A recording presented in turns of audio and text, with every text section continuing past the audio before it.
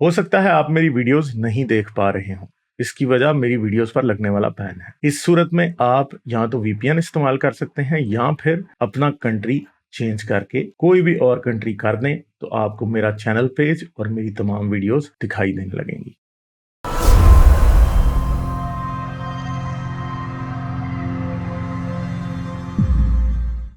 अच्छा, तो चले हम प्रभजोत चहल से बात करते हैं। हेलो। हाय सर, आवाज ठीक आ रही है? हाँ जी, आ रही है जी। कैसे हैं आप? जी मैं ठीक है, आप कैसे हैं? जबरदस्त जबरदस्त। आप सुनाए। सर, आपकी स्ट्रीम देखी मैंने, वो इस्लामी स्लेवरी वाली। हाँ जी हाँ जी। पार्ट 1 तो काफी हाँ जी। अच्छी स्ट्रीम थी, और पार्ट 2 ने तो मतलब जिसको कहते हैं ना कि मैं स्ट्रीम सुन के आज तक अभी इमोशनल नहीं हुआ था कि हाँ भाई कान में चल रही है, मैं गाड़ी चला रहा हूँ। लेकिन जब वो उम्मे वर्ल्ड वाला पार्ट आया ना, और मतलब ये कहते हैं कि आप जज्बाती होके बात करते हैं। यार, इंसानों की बात हो रही है, कोई भेड़ बकरियों की बात नहीं हो रही है। ये भी बात जज्बाती है। ना होंगे तो फिर क्या होंगे? मैं ये सोच के हैरान था कि अब मेरा बैकग्राउंड है सिख फैमिली से, ठीक है? तो हम वैसे कहानियां सुनते रहते थे कि ये अफगानी आते थे, ऐसा करते थे, वैसा करते थे। लेकिन जब उसको मैंने सोचा कि हमारे ये खित्ते में 1000 साल तक, और अरब में भी इतने लंबे समय तक, उससे पहले भी स्लेवरी होती रही, और इन्होंने भी इसको कर्व करने की बजाय उल्टा प्रमोट किया। ये कहते हैं कि स्लेव, इस चीज पे स्लेव छोड़ना है, उस चीज पे स्लेव छोड़ना है। लेकिन एक बड़ी कॉमन सेंस की बात है गालिब सर। सर, जिसके पास मतलब आप जैसे फाइन आता है गाड़ी का, है ना? हम्म। तो जिसके पास पैसा ज्यादा है उसको इतनी परवाह भी नहीं होती ना कि फाइन आ जाएगा, क्या मसला है। तो फिर वो बंदा यही सोचेगा ना कि जो अमीर बंदा होगा वो तो ज्यादा स्लेव एक्वायर करने की कोशिश करेगा कि भाई ठीक है, मुझसे कोई गुनाह हो जाएगा तो मैं अपना एक आधा स्लेव छोड़ दूंगा। तो ये कम कहाँ कर रही है, तो बल्कि बढ़ावा देता है उल्टा इस्लाम। और समझ नहीं आता, वो एक रेहान कुरैशी आए थे, मतलब वो ऐसे बातें करते हैं जैसे कोई रोबोट से बातें हो रही हैं, और इंसानों से बात नहीं हो रही। इतना यूटिलिटेरियन ये रियल लाइफ में कभी होते नहीं है, लेकिन खाली दलील पेश करने के लिए, खाली 1400 साल पुराने गड़े सले आइडियाज को मतलब बचाने के लिए ये किसी भी हद तक गिर सकते हैं। इवन कि ऐसे ऐसे मतलब लोग हैं कि कहते हैं कि हमारी माएं और बहनें भी अगर चले जाती तो हमें मंजूर थी। वो पिछली दफा आया था एक जिसने ये भी कहा था।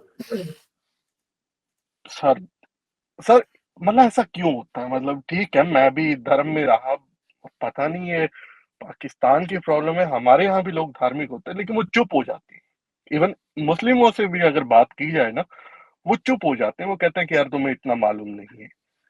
ठीक है, वो ऐसे इसको ऐसे प्रिवेंट नहीं कर रहे होते, तो इनका क्या मसला हो सकता है ऐसे लोगों का? इनका मसला ये है कि देखें, जो मेन प्रॉब्लम है, ऐसा नहीं है कि इनको पता नहीं है कि स्लेवरी गलत है। अगर मैं मुफ्ती यासिर वाजदी की बात करूं या कैसर राजा की बात करूं या मैं तारिक मसूद की करूं या किसी की भी करूं, डॉक्टर इसरार अहमद की करूं, इन सबको पता है कि गुलामी गलत है। इसीलिए तो ये कहते हैं कि इस्लाम में गुलामी नहीं है, और इनको ये भी पता है कि इस्लाम में गुलामी है।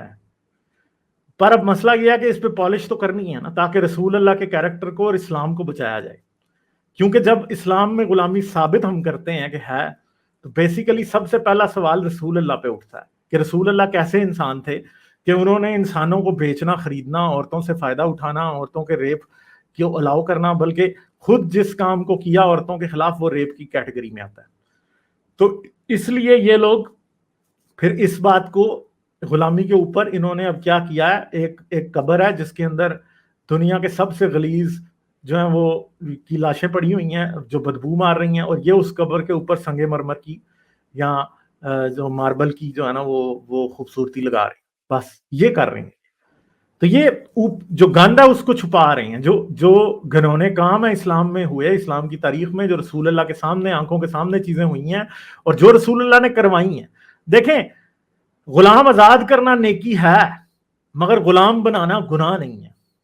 मेन प्रॉब्लम इस्लाम में ये है, और सब रिलीजन्स में ये है, क्रिश्चियनिटी में भी ये है कि गुलाम आजाद करना जो है वो एक नेकी है, मगर गुलाम बनाना गुनाह नहीं। जब तक इस्लाम गुलाम बनाना गुनाह नहीं है, तब तक जो है वो गुलाम बनाना गलत कैसे हो सकता है? क्योंकि एक सिंपल सी बात है ना कि लोग हर वो चीज करते हैं जिससे उनको फायदा होता है, और एक बहुत बुरी चीज जिससे एक इंसान को गुलाम बना के आप उससे फायदा उठाते हैं, आपने उसे तनख्वाह नहीं देनी, आपने उसके खाने पीने का ख्याल रखें ना रखें, कोई बहुत बड़ा प्रॉब्लम नहीं है, आप उसे मार सकते हैं। औरत है तो आप उसके मर्जी के खिलाफ उसका रेप कर सकते हैं। औरत है तो आप उसको उसको इजाजत नहीं दे रहे कि वो अपनी मर्जी के आदमी से शादी कर ले, वो अपने बच्चों से मिल ले, ये सब कुछ कर ले, ये इन चीजों की आप उसे इजाजत नहीं दे रहे। आपकी कोई मॉरल रिस्पॉन्सिबिलिटी उसकी तरफ बहुत ही लिमिटेड सी है, और उस मॉरल रिस्पॉन्सिबिलिटी पर राइड करके आप ये कह रहे हैं कि जो है कि हमारा मजहब अच्छा है। नहीं ना, ये मॉरल इररिस्पॉन्सिबिलिटी पर राइड करके आप कह रहे हैं कि हमारा मजहब अच्छा है। तो इस तरह से आपका मजहब अच्छा नहीं हो सकता। जब आपके मजहब में इंसानों की सबसे बेसिक जो ह्यूमन राइट है वो क्या है? वो आजादी है। इसके बाद बाकी के ह्यूमन राइट्स आते हैं। इंसान आजाद होगा तो अपने ह्यूमन राइट्स के लिए फाइट कर सकता, गुलाम अपने ह्यूमन राइट्स के लिए फाइट ही नहीं कर सकता। लौंडी का मालिक उसे ये इजाजत नहीं दे सकता कि जाके फलां से शादी कर ले, जब तक वो देगा इजाजत नहीं तब तक वो कर नहीं सकती। ठीक है, लौंडी के मालिक से तो वो तो लौंडी से तो ये पूछना भी जरूरी नहीं है ना कि आप आजाद औरत के लिए तो ये है ना इस्लाम में कि अगर वो आदमी आए उसके पास और उससे कहे कि मैंने तेरे से सेक्स करना है, और औरत कहे मैं नहीं आज कर सकती, तो पूरी रात फरिश्ते उस पर लानत भेजेंगे। मुझे बताएं, लौंडी के लिए कोई ऐसा है कि लौंडी आगे से इनकार कर दे तो उसको पूरी रात फरिश्ते उस पर लानत भेजेंगे? क्यों? क्योंकि लौंडी इनकार नहीं कर सकती। लौंडी अगर इनकार करेगी तो उसे मारेंगे। अब मैंने वो भी हदीसें दिखाई कि जी रसूल अल्लाह ने यह कहा कि अपनी अपनी बीवियों को ना मारो। ठीक है, क्योंकि तो उसी रात तुमने उनके साथ सोना होगा। तो जारी बात है कि जब आप बीवी को मारेंगे तो आप उसके साथ सोने लगेंगे, तो बीवी तो आपको, आप सो भी जाएंगे तो आप जिंदा लाश के साथ सो रहे हैं, क्योंकि उसको तो कोई इंटरेस्ट है नहीं है इस बात में। तो लौंडी के बारे में तो ऐसी कोई बात कहीं भी नहीं है ना। तो फिर ये कहते हैं कि लौंडी का रेप नहीं होता था। भाई जब आप कंसेंट के बगैर किसी के ऊपर सेक्सुअली चढ़ जाते हैं तो वो रेप ही होता है, और लौंडी का रेप ही होता था। और ये लोग चाहे जो मर्जी कह लें, असल में वो रेप ही था। तो इतना इतना बड़ा ये एक ब्लैक होल है इस्लाम में कि जो जिसके अंदर आपको अच्छे तरीके से आ जाता है समझ के कि क्या होता है। ठीक है, हाँ। और सर सबसे बड़ा प्रॉब्लम ये है ना कि ये जो क्लेम है कि ये आखिरत तक के लिए है। जैसे हमारे भी सिखिज्म में ये कॉन्सेप्ट है कि जो गुरु ग्रंथ साहिब है वो जुगों जुग अटल है, कि हर युग के लिए वो अटल है, हर युग में वो सूटेबल है। ये धार्मिक किताबों का ये सबसे बड़ा फ्लॉ है। आज देखें, आज कंसेंट मतलब ठीक है, कंसेंट का कॉन्सेप्ट जो है ये होता ऑफ कोर्स पहले भी था, लेकिन तब पेट्रियार्की थी। आज फेमिनिज्म आया है, इक्वल राइट्स आए हैं, लेकिन ये लोग नहीं समझ पाते हैं। यही मेरे को लगता है कि बस ये ना कि ये जो क्लेम है इनके, ये मारते हैं। और सर दूसरा एक मेरा छोटा सा सवाल ये था कि अम, जैसे अब हम वैसे आपको सुनते हैं, जैसे मेरा सिख बैकग्राउंड है, हिंदू बैकग्राउंड है, तो अब जैसे मेरे किसी मुस्लिम फ्रेंड ने पूछा कि आप इनको क्यों सुनते, कि ये तो दिन रात इस्लाम की बातें करते हैं। तो ये वैसे मेरे को खुद को पता होना चाहिए, और मेरे को पता भी है मैं आपको क्यों सुनता हूँ, क्योंकि आपके पास इस्लाम के अलावा और भी आप हर टॉपिक पे बात करते हैं, आप न्यूट्रल है, मैं इसलिए सुनता हूँ। लेकिन आपके हिसाब से इंडियन ऑडियंस को सुनना आपके लिए क्यों जरूरी है? इंडियन ऑडियंस मुझे क्यों सुने? हाँ। इसलिए कि मैं, एक तो बात यह है कि मैं सिर्फ आपको इस्लाम के खिलाफ बात नहीं सिखा रहा, या इस्लाम के खिलाफ बात नहीं कर रहा। मैं सिर्फ, मेरा जो मेन मकसद है लोगों को इंसान बनाना है, इंसानियत को प्रमोट करना है, रैशनैलिटी को प्रमोट करना है, साइंस को प्रमोट करना है। सिर्फ रिलीजन के खिलाफ नहीं हूं मैं साइंस को, रैशनैलिटी को, ह्यूमनिज्म को प्रमोट करता हूं। ठीक है, वो अब आप आए, आपने मुझे शुरू में ये कहा कि आपने जज्बाती होकर बातें की। जज्बाती होकर हम्म, बातें करने की जरूरत क्यों है? ताकि लोगों में हम्म, इंसानियत जगाई जाए। इंसानियत जिसकी सो रही है ना, उसे स्लेवरी में कोई प्रॉब्लम कभी दिखाई नहीं देगा, मगर जिसकी जाग चुकी है ना, उसको स्लेवरी में हर प्रॉब्लम दिखाई देगा। ठीक है, किसी इंसान का किसी इंसान को खरीद लेना, किसी इंसान का किसी इंसान को बेच देना, इससे बुरी दुनिया में कोई और बात नहीं हो सकती। मैं ये समझता हूं कि मैं अगर किसी का गुलाम होता, ठीक है, तो मुझे बहुत बुरा लगता। मैं शायद दुनिया का होपलेस तरीन इंसान होता अगर मैं किसी का गुलाम होता, मेरी आजादी मेरे पास ना होती। ठीक है, मैं तो वो शख्स हूं कि जिसको बोलने की आजादी के लिए मुल्क छोड़ना पड़ा। ठीक है, तो मैं किसी की फिजिकल गुलामी को कैसे बर्दाश्त कर सकता हूँ? ठीक है, मैं तो वो हाँ। शख्स हूं कि जिसे बोलने की आजादी के लिए मुल्क छोड़ना पड़ा, और अपनी बोलने की आजादी पे मैं आज भी कॉम्प्रोमाइज नहीं करता और ना करूंगा आगे। ठीक है, मुझे जो समझ आती है, जो मुझे सच लगता है, मैं वही बोलता हूं, मैं बिकता नहीं। ठीक है, तो ये एक चीज है कि जो जो होगी, और मैं ये समझूं कि कोई इंसान फिजिकली गुलाम रह सकता है, जो कि इंसान ये सोच रहा है कि सोच की आजादी होनी चाहिए, बोलने की आजादी होनी चाहिए, वो इंसान किसी को फिजिकली गुलाम होता कैसे देख सकता है? तो इसलिए ये बात जरूरी है कि जहन के गुलाम और ना सर एक बने।